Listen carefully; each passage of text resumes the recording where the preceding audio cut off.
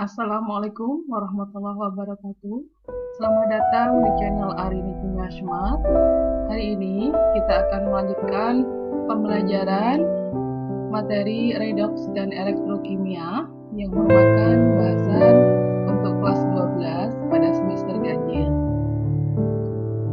Adapun pokok bahasan yang akan kita bahas, hari ini kita khusus akan membahas tentang sel elektrolisis dan hukum Faraday.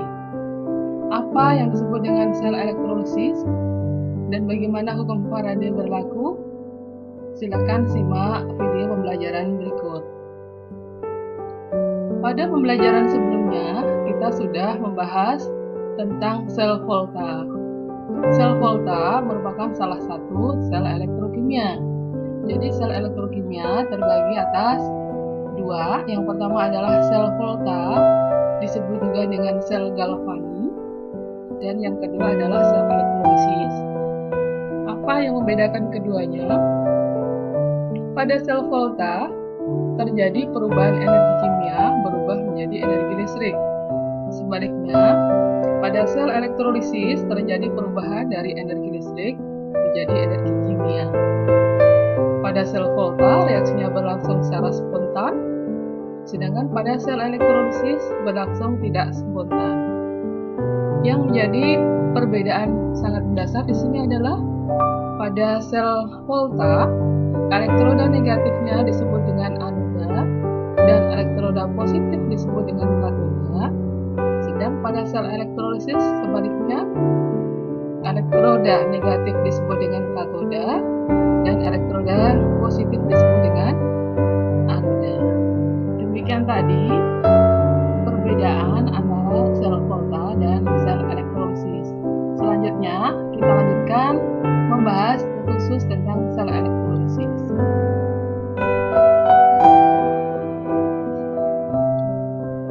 Sel elektrolisis merupakan rangkaian sama halnya dengan sel volta yang terdiri dari beberapa alat. Di sini terdiri atas elektroda, kemudian ada gelas yang berisi larutan elektrolit yang akan kita elektrolisis, kemudian ada sumber arus, dihubungkan keduanya menggunakan kabel atau kawat. Jadi elektrolisis merupakan proses memanfaatkan energi listrik untuk menjelaskan reaksi redoks yang tidak sempurna. Dalam elektrolisis ada perangkat yang digunakan di sini. Saya ulangi, ada sumber arus searah, bisa baterai, kemudian ada elektroda positif dan elektroda negatif. Elektroda positif disebut dengan anoda dan elektroda negatif disebut dengan katoda. Elektroda ini bisa bersifat linear atau yang tidak mudah bereaksi. Dalam anoda nanti akan terjadi reaksi oksidasi, sementara pada katoda akan terjadi reaksi reduksi. Jadi elektrolisis itu sendiri memiliki arus unit elektroinsulistrik di sistem pemurnian. Jadi elektrolisis merupakan pemurnian suatu zat yang diakibatkan oleh arus listrik. Zat yang terurai bisa berupa padatan. Di sini yang padatan dicairkan atau berupa rendahan ataupun larutan. Sedangkan arus listrik yang digunakan adalah arus listrik searah, contohnya baterai atau aki.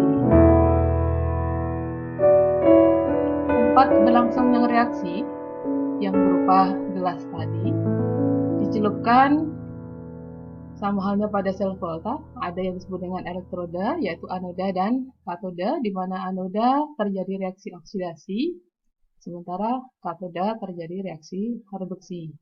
Perbedaannya sel elektrolisis dan sel volta terletak pada kutub elektroda. Seperti yang sudah disampaikan di depan, kalau pada sel volta, anodanya bermuatan negatif dan katodanya bermuatan negatif, positif, sedangkan pada elektrolisis anoda bermuatan positif dan katoda bermuatan negatif. Tapi keduanya memiliki persamaan kalau di anoda akan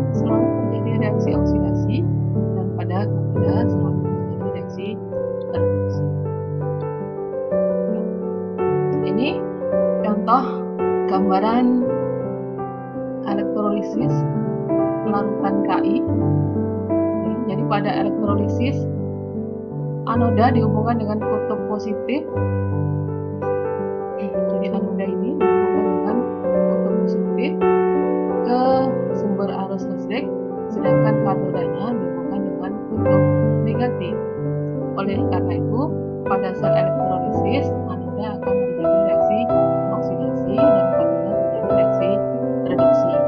Jadi diulang lagi, katoda kutub negatif, anoda kutub positif. Anoda reaksi oksidasi, katoda reaksi reduksi. Yang biasa untuk memudahkan menghafalnya disingkat dengan genap. KNAP, katoda negatif, anoda positif. Pada katoda reaksinya tadi reduksi, anoda reaksinya oksidasi. Pada katoda terjadi reaksi reduksi dan pada anoda terjadi reaksi oksidasi. Yang biasa untuk memudahkan pengetahuannya kita singkat dengan karet, anoks. Karet artinya katoda reduksi, anoks anoda oksidasi. Arus listrik yang digunakan pada sel elektrolisis berasal dari sumber arus listrik searah yang mengalir ke dalam larutan melalui katoda dan atau elektroda negatif. Ya. Jadi di sini arus listrik dari sumber arus searah mengalir ke dalam larutan melalui elektroda negatif atau disebut dengan katoda. Pada katoda ini terjadi reaksi reduksi dari spesies atau larutan yang ada di sini karena bermuatan negatif maka yang keluar adalah positif. Sementara spesies yang lainnya yang negatifnya akan mendekati elektroda bermuatan positif atau anoda sehingga terjadi reaksi oksidasi. Jadi kalau kita simpulkan pada reaksi sel elektrolisis, di katoda akan terjadi reaksi reduksi di mana ion yang bermuatan positif, contohnya X, N+, di sini N plusnya merupakan muatan dari X, akan mengalami reduksi dengan menangkap sebanyak N elektron untuk X.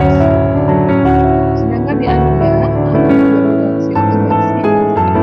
Reaksi yang menghasilkan elektron, contohnya Y, akan menjadi Y plus, YM plus, sejumlah M. Atau juga bisa, contohnya di sini Z yang bermuatan M negatif, maka akan sejumlah M. Pada reaksi reduksi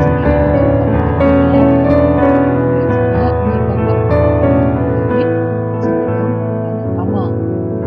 sementara untuk anoda terjadi reaksi oksidasi dengan melepaskan sejumlah elektron. Kalau melepaskan maka elektronnya terletak di sebelah kanan tanda panah. Jadi kalau menyerap memerlukan menangkap elektron sebelum tanda panah, kalau melepas setelah tanda panah. Contohnya reaksinya seperti ini. Dalam katoda CO2 plus dengan mengikat 2 elektron menjadi Cu. Jadi mengikat elektron. Kalau di anoda contohnya Ni menjadi Ni2 plus dengan melepaskan 2 elektron. Atau juga ini contohnya 2Cl- menjadi Cl2 dengan melepas 2 elektron. Kemudian bagaimana untuk sel elektrolisis yang kita bahas tadi? Larutan yang kita elektrolisis tadi adalah larutan Ki.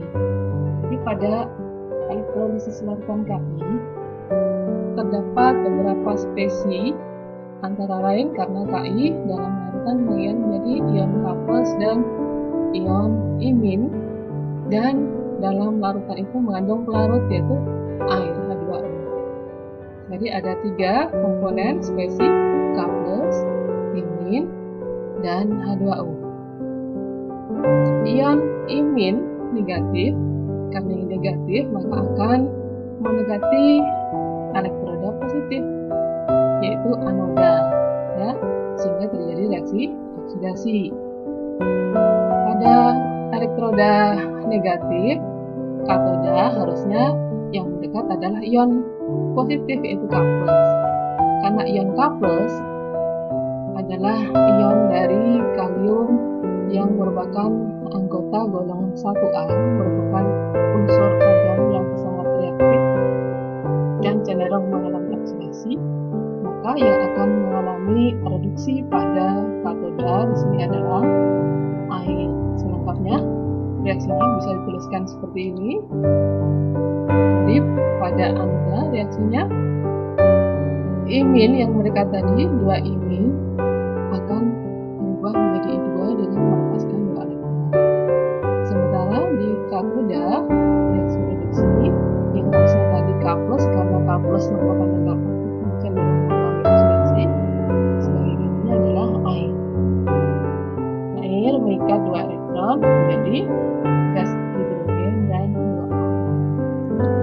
Reaksi ini bisa dituliskan pada elektroda positif anoda, kemudian pada elektroda negatif katoda ditulis kembali di sini, kemudian kita jumlahkan sehingga menjadi reaksi redoks yang terjadi pada sel elektrolis. Kita lanjutkan pembahasan mengenai sel elektrolisis. Berikut contoh reaksi sel elektrolisis. Animasinya bisa dilihat. Di sini ada elektroda yang berasal dari karbon dicelupkan pada larutan elektrolit. Di sebelah kiri di sini ada elektroda positif yang merupakan anoda, dan sebelah kanan elektroda negatif yang merupakan katoda. Karena anoda bermuatan positif, maka yang mendekat adalah ion-ion negatif atau anion. Sementara di katoda, karena elektroda negatif adalah ion yang merupakan positif. Nah, di sini berdasarkan gambar di atas tulisan ini dapat disimpulkan bahwa elektrolisis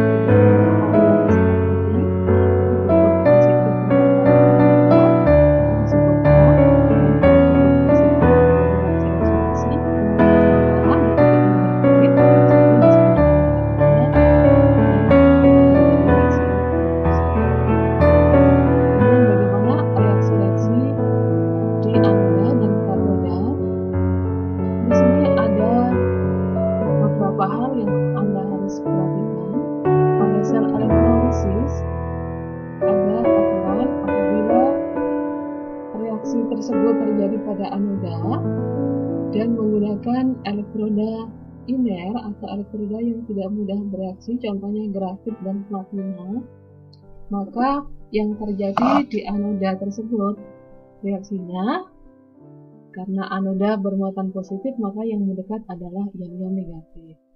Ion negatif ini bisa berasal dari, di sini contohnya OH- dari suatu basa, maka reaksinya 4 OH- membentuk 2O2, 2H2 dan melepaskan 4 elektron. Contoh ion negatif yang berasal dari X, jadi ion-ion halogen, Cl-, Br- dan N-, maka reaksinya 2X- membentuk X2 dan melepaskan 2. Apabila ion negatifnya berasal dari sisa asam oksi, RONX-, artinya di sini ion negatif berasal dari sisa asam oksi, jadi asam yang mengandung oksigen, contohnya SO4-2-, kemudian CO3-2-, dan seterusnya, maka sisa asam oksi tersebut tidak mengalami oksidasi.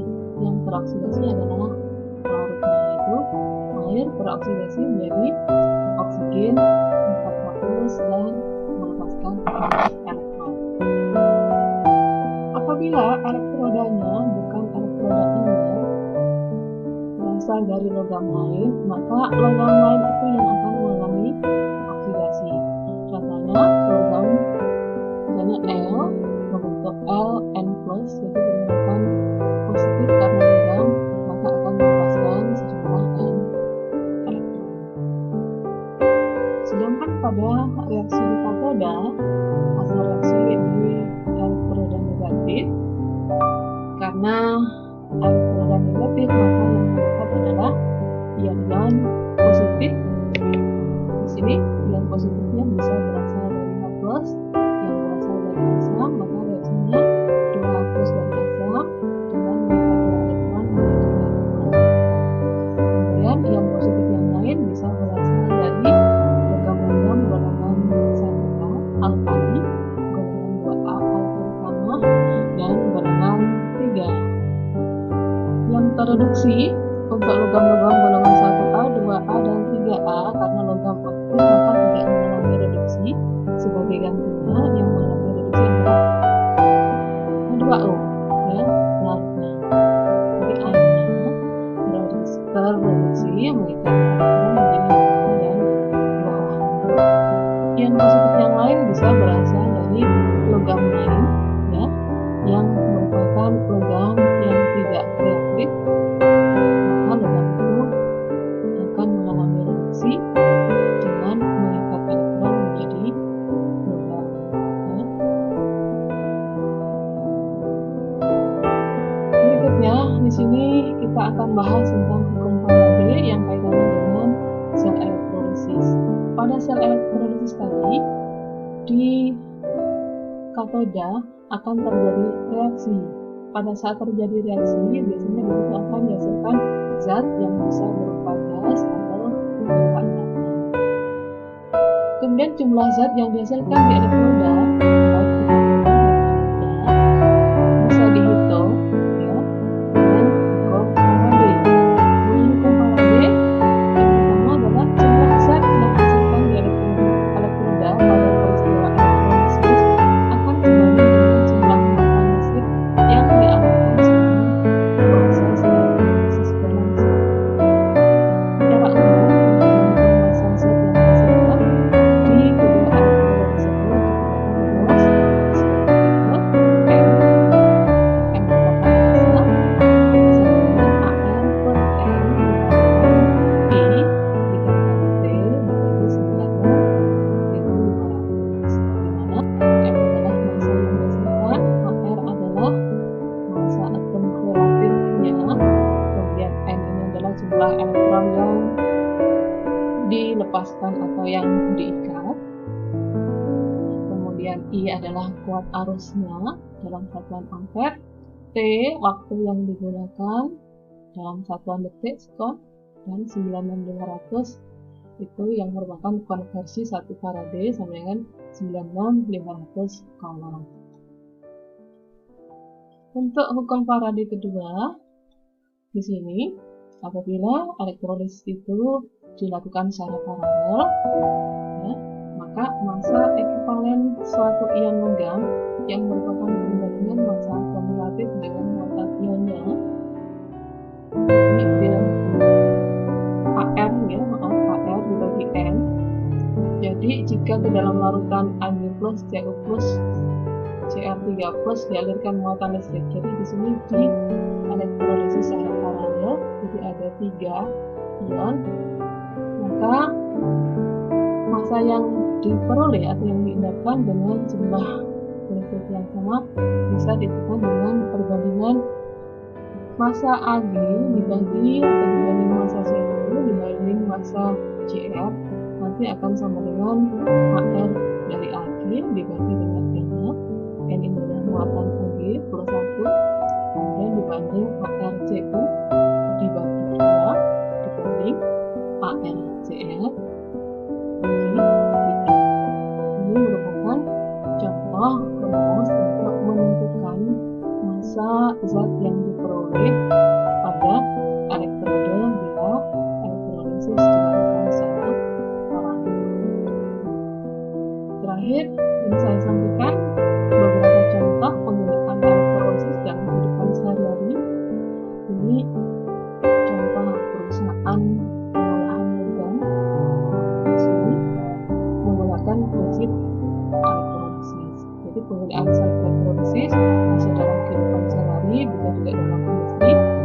lembaga ini adalah industri. Contohnya adalah industri metalurgi atau industri pengolahan logam. Ada pengolahan tembaga dan pengolahan besi menggunakan